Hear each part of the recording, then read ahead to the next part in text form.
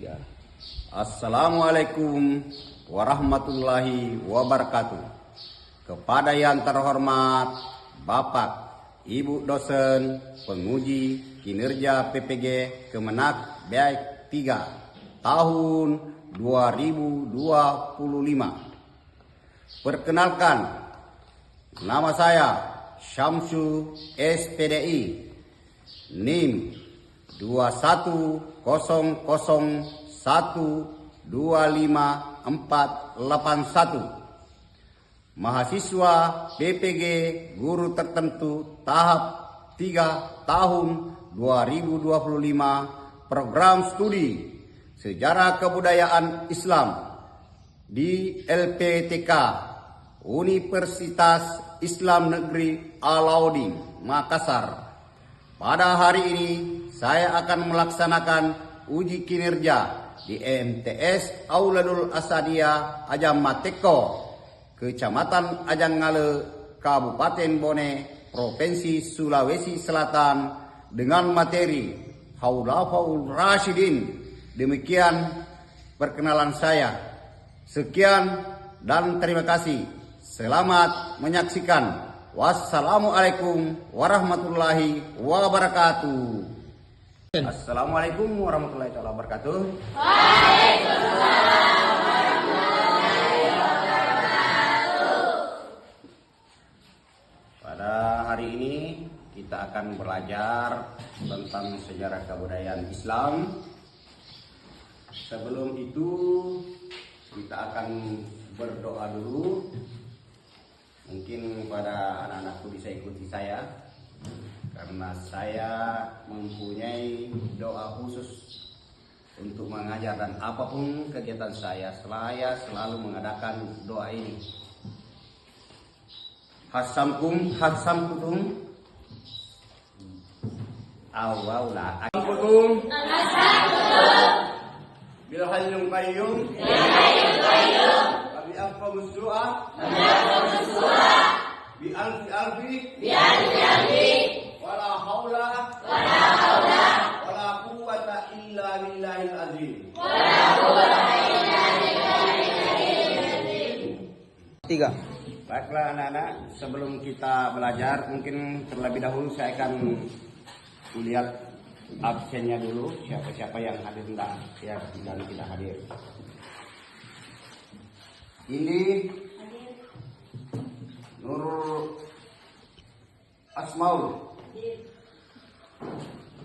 Alia Farham, Fikran, Muhammad Arif, Ivana,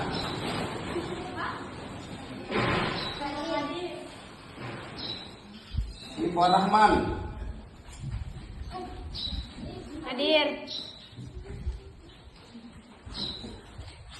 Naila, Hadir. Yusuf, hadir. Syafwan, hadir. 3. Baiklah, saya tadi sudah mengabsen nama-nama yang hadir pada hari ini, dan kita akan memasuki pelajaran kembali ke sejarah kebudayaan Islam, yaitu tentang sejarah-sejarah Jazirah Arab, terutama sejarah Nabi Muhammad SAW dan 4 khalifah yang setelah Nabi kita SAW meninggal. Itu ada 4 khalifah yang menggantikan untuk memimpin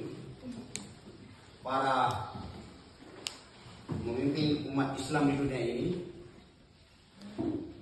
Jadi sesudah itu kan sudah dibentuk kelompok, yaitu kelompok 1, kelompok 2, dan kelompok 3. Dan masing-masing kelompok mempunyai tugas masing-masing. Kelompok 1 tugasnya apa? Tadi kan sudah.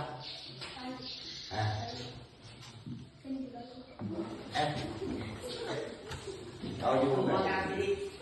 Apa tadi? Apa tadi? Kami kan tadi ada kelompok itu. Nah, kelompok 2 apa tadi? Ada apa tadi?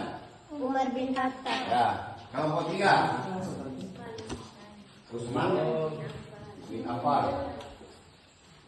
Jadi saya mau kalian pelajari dulu, sebentar kita diskusi kelompok. Ya, silakan buka pelajaran masing-masing.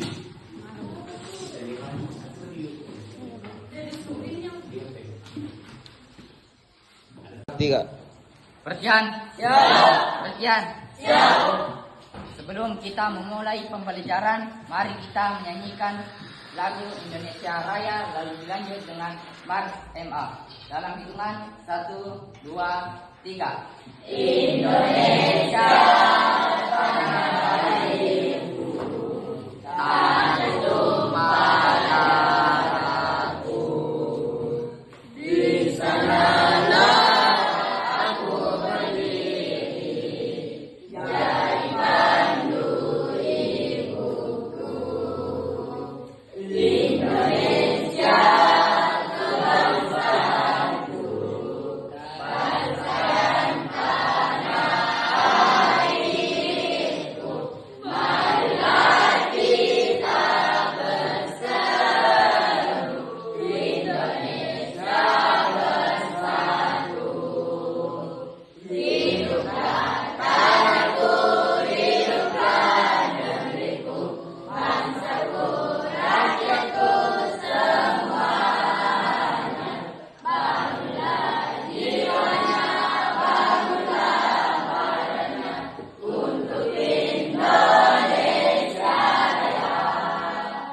Indonesia Raya, merdeka, merdeka, tanahku, negeriku yang ku cinta. Indonesia Raya, merdeka, merdeka, hiduplah Indonesia Raya. Indonesia Raya, merdeka, merdeka, tanahku, negeriku yang ku cinta. Indonesia Raya, merdeka, merdeka, hiduplah Indonesia Raya. Langsung Anton.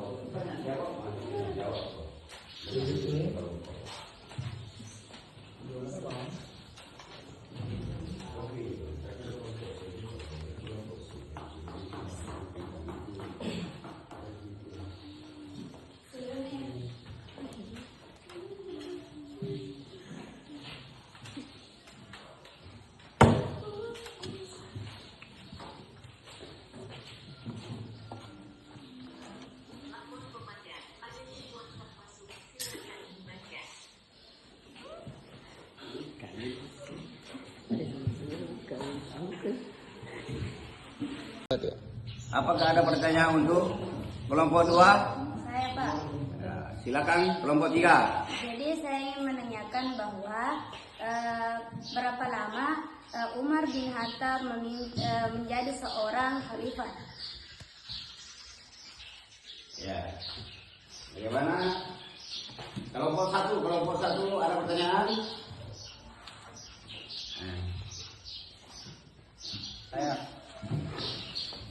Pertanyaan saya adalah adakah keturunan dari Umar bin Khattab dan berapa keturunannya atau anaknya? 3. Baiklah, saya akan menjawab pertanyaan dari kelompok 3, yaitu berapa lama Umar bin Khattab menjadi seorang khalifah. Umar bin Khattab menjadi khalifah selama 10 tahun, yaitu dari tahun 634 hingga 644 Masehi. Selama masa pemerintahannya, ia berhasil memperluas wilayah kekuasaan Islam, melakukan reformasi sistem pemerintahan, dan meningkatkan kesejahteraan rakyat. Ia juga dikenal sebagai pemimpin yang adil, tegas, dan peduli dengan kesejahteraan rakyatnya. Bisa diterima? Bisa diterima, Pak? Bisa. Baik, selanjutnya saya akan menjawab pertanyaan dari kelompok 1, yaitu adakah keturunan dari Umar bin Khattab dan berapa? Baik, Umar bin Khattab memiliki keturunan yang cukup banyak dan berpengaruh dalam sejarah Islam. Berikut beberapa informasi tentang keturunannya yang akan saya jelaskan, yaitu jumlah anaknya. Umar bin Khattab memiliki 14 anak, yaitu 10 putra dan 4 putri. Putri yang terkenal, salah satu putrinya yang terkenal adalah Hafsah binti Umar yang menjadi istri Nabi Muhammad SAW dan salah satu ibu dari orang-orang yang beriman. Kedua, keturunan saat ini. Beberapa sumber menyebutkan bahwa ada beberapa orang yang diklaim sebagai keturunan Umar bin Khattab. Salah satunya adalah Salman Al-Uda, seorang ulama yang masih memiliki garis keturunan langsung dengan Umar bin Khattab. Baik, apakah jawabannya bisa diterima? Bisa. Terima kasih. Baiklah, itulah tadi dari pertanyaan kelompok 3 dan kelompok 1. Untuk kelompok 2 bisa dijawab dengan baik dan semua penanya sudah menerima jawaban. Nah, baiklah.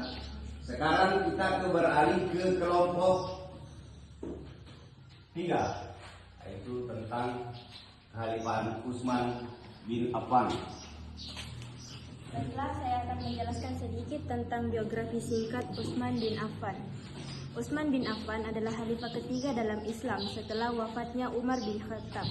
Ia dilahirkan di Mekah pada tahun 574 Masehi dan berasal dari suku Quraisy yang terhormat. Utsman bin Affan dikenal sebagai seorang pedagang yang kaya dan dermawan yang sangat peduli dengan umat Islam. Adapun keislaman dan peranannya, Utsman bin Affan memeluk Islam atas ajakan Abu Bakar dan termasuk golongan As-Sabiqul Awwalun. Ia menikah dengan putri Nabi Muhammad, Ruqayyah, dan kemudian menikah dengan putri lainnya, Ummu Kulthum, dan sehingga mendapat julukan Dzun Nurain atau pemilik dua cahaya. Utsman bin Affan menjadi khalifah pada tahun 644 Masehi dan memerintah selama 12 tahun. Ia berhasil memperluas wilayah dengan menaklukkan Persia, Mesir, dan sebagai wilayah Afrika Utara. Ia juga membangun infrastruktur seperti jalan, masjid, dan sistem perdagangan. Adapun kebijakan-kebijakan Utsman bin Affan yaitu penyusunan mushaf Al-Quran. Ia memerintahkan pengumpulan dan penulisan Al-Quran satu mushaf periodisasi. Adapun yang kedua yaitu pembangunan infrastruktur. Ia membangun masjid-masjid dan memperluas Masjid Al-Haram di Mekah dan Masjid Nawawi di Madinah. Yang ketiga atau yang terakhir yaitu pemberdayaan ekonomi. Adapun Utsman bin Affan wafat pada tahun 656 Masehi setelah dibunuh oleh kelompok pemberontak di rumahnya di Madinah. Dia dimakamkan di Jannatul Baqi. Mungkin cukup sekian yang saya sampaikan. Jawabannya juga. Baik, saya akan menjawab pertanyaan yang pertama dari kelompok 1, yaitu dari manakah Utsman bin Affan? Jawabannya yaitu Utsman bin Affan berasal dari suku Quraisy dan ia berasal dari kabilah Bani Umayyah. Mungkin itu jawaban dari saya. Dan pertanyaan yang kedua dari kelompok 2, yaitu bagaimana akhir hayat Utsman bin Affan? Utsman bin Affan meninggal dunia dengan cara yang tragis, yaitu dibunuh oleh kelompok pemberontak pada saat beliau sedang membaca Al-Quran di rumahnya. Mungkin itu saja jawaban dari saya. Bagaimana kedua kelompok? Apakah bisa menerima jawaban masing-masing pertanyaan? Oke. Bagaimana kelompok 2 dan kelompok 1? Apakah ada pertanyaan untuk kelompok 3? Silakan kelompok 1. Baik, saya akan mengajukan pertanyaan pada kelompok 3. Itu adalah kelompok Utsman bin Affan. Berasal dari manakah Utsman bin Affan? Ya. Kelompok 2 ada pertanyaan untuk kelompok 3? Silakan. Baik, bagaimana akhir hayat Utsman bin Affan? Mungkin itu saja. Tiga. Baik, saya akan menjawab pertanyaan dari kelompok 2. Bagaimana peran Abu Bakar As-Siddiq dalam penyebaran Islam? Jadi peran Abu Bakar sangat penting dalam mempertahankan dan menguatkan agama Islam setelah Nabi Muhammad SAW. Mungkin itu jawaban dari saya. Jawaban pertanyaan untuk kelompok 3 saya serahkan kepada saudara Ucup. Jawab pertanyaan kelompok 3. Abu Bakar As-Siddiq meninggal pada usia sekitar 63 tahun, sama seperti usia Rasulullah. Abu Bakar As-Siddiq meninggal karena sakit demam yang diderita selama beberapa hari. Menurut beberapa riwayat, beliau terkena demam berat setelah mandi dengan air dingin. Pada hari yang sangat dingin, sekitarnya berlangsung sekitar 15 hari, lalu beliau wafat dengan tenang di Madinah. Abu Bakar As-Siddiq meninggal pada usia 63 tahun karena sakit demam setelah mandi dengan air dingin. Oke, saya sampaikan. Bagaimana kelompok 3 dengan 2? Apakah semua jawaban bisa diterima? Ya, baiklah. Pertanyaan sudah. Saya akan menjelaskan sedikit tentang Abu Bakar As-Siddiq. Abu Bakar As-Siddiq adalah sahabat terdekat Nabi Muhammad SAW dan merupakan khalifah pertama setelah Nabi wafat. Nama aslinya adalah Abdullah bin Abi Quhafa. Lahir di Mekah sekitar tahun 573 Masehi. Dia mendapat julukan As-Siddiq yang berarti yang membenarkan karena selalu membenarkan semua perkataan Rasulullah SAW, termasuk peristiwa Isra dan Miraj. Abu Bakar adalah orang pertama dari kalangan laki-laki dewasa yang masuk Islam dan selalu setia mendampingi Nabi dalam suka maupun duka, termasuk saat hijrah ke Madinah setelah Nabi wafat. Beliau diangkat menjadi khalifah dan berhasil menyekutukan umat Islam, mensatukan umat Islam, memerangi orang-orang murtad serta mengumpulkan ayat-ayat Al-Quran agar tidak hilang. Beliau dikenal sebagai pemimpin yang jujur, rendah hati, dermawan dan adil. Abu Bakar wafat pada tahun 634 Masehi di Madinah dan dimakamkan di samping makam Nabi Muhammad SAW. Mungkin cukup sekian yang saya sampaikan. Mungkin ada yang ingin bertanya. Bagaimana kelompok 3 dan 2? Apakah ada pertanyaan? Silakan untuk kelompok 2 untuk mengajukan pertanyaan. Baik, aku ada satu pertanyaan. Saya akan memberikan pertanyaan yaitu bagaimana peran Abu Bakar As-Siddiq? Bagaimana peran Abu Bakar As-Siddiq dalam penyebaran ajaran agama Islam? Kelompok 3. Pada usia berapa Abu Bakar As-Siddiq meninggal dunia? Baiklah, kita kembalikan kepada kelompok satu untuk menjawab kedua pertanyaan dari masing-masing kelompok. Oke. Dan beberapa anak lainnya. Jumlah keseluruhan anak Ali bin Abi Thalib sebanyak 14 hingga 18 anak. Dan pertanyaan kedua, di mana wafatnya? Jadi sebagian besar anak-anak Ali bin Abi Thalib wafat atau gugur dalam perang Karbala saat membela kebenaran dan kehormatan keluarga Nabi Muhammad SAW.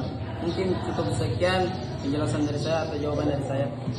Ya, bagaimana anak-anak? Ya, saya kira kalau ya sama semua. Dapat 100 semua lah.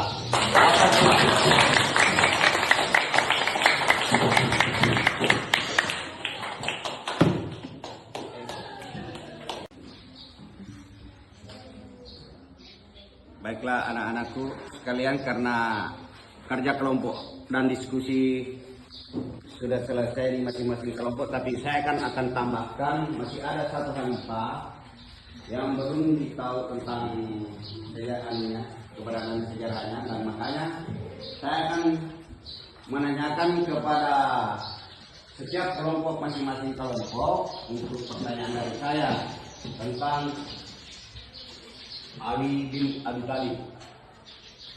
Ya, baik. Untuk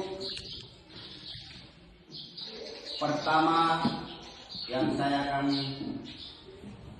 bertanya untuk kelompok satu, ya, berapa tugas dari kelompok satu, berapa anak dari Ali bin Abi Thalib, berapa anaknya, dan anaknya gugur di mana? Ya. Sementara kelompok 2 saya akan menanyakan tentang berapa tahun Ali bin Abi Thalib menjadi khalifah dan memerintah. Untuk kelompok 3, apa gelar dari Ali bin Abi Thalib? Mungkin semua kelompok ini mempunyai tugas untuk menjawab, memberikan jawaban kepada saya. Silakan Anda bekerja, dan sebentar saya akan minta jawabannya masing-masing. Ya, silakan anak-anak untuk membuka buku dan belajar. Oke?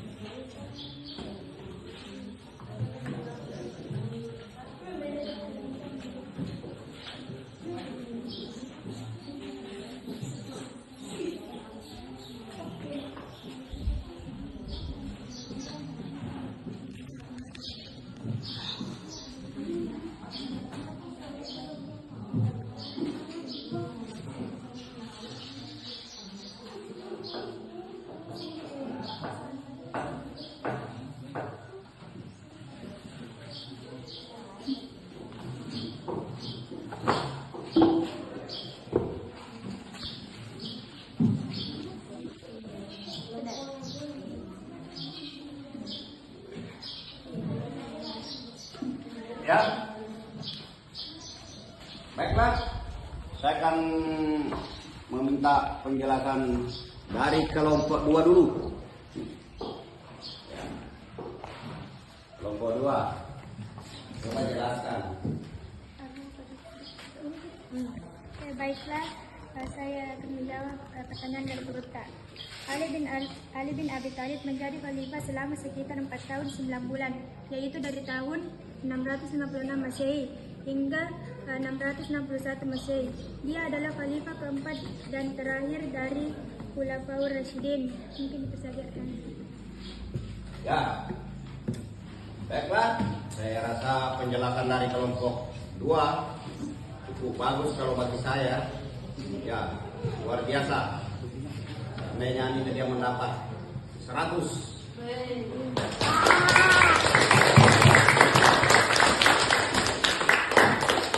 Kita kembali ke kelompok 2. Apa gelar dari Ali bin Abi Thalib? Ya, kelompok 3 untuk menjelaskan. Baiklah, saya akan menjawab pertanyaan dari Gurta bahwa Ali bin Abi Thalib terkenal dengan berbagai julukan. Di antaranya adalah Babul Ilm, yaitu Bintul Ilmu, karena kecerdasannya dan pengetahuan mendalam tentang Islam yang diakui langsung oleh Rasulullah SAW. Luar biasa. Ternyata anak-anak saya bisa menjawab dengan baik. Ya, sama juga dengan kelompok 2 ini. Kalau mau dinilai dapat juga 100 ya.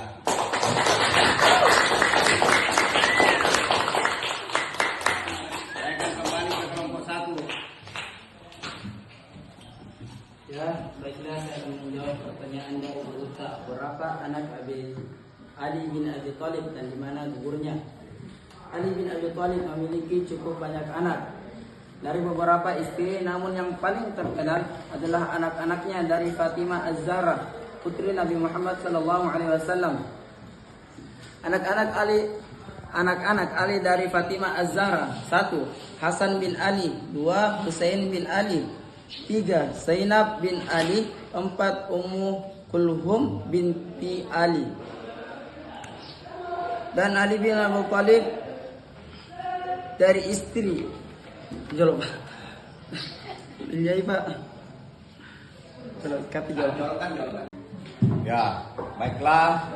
Saya merasa bersyukur pada hari ini anak-anakku bisa belajar dengan baik, kerja kelompok dengan baik, dan saling bisa mengomentari semua jawaban dan bisa tepat sasaran.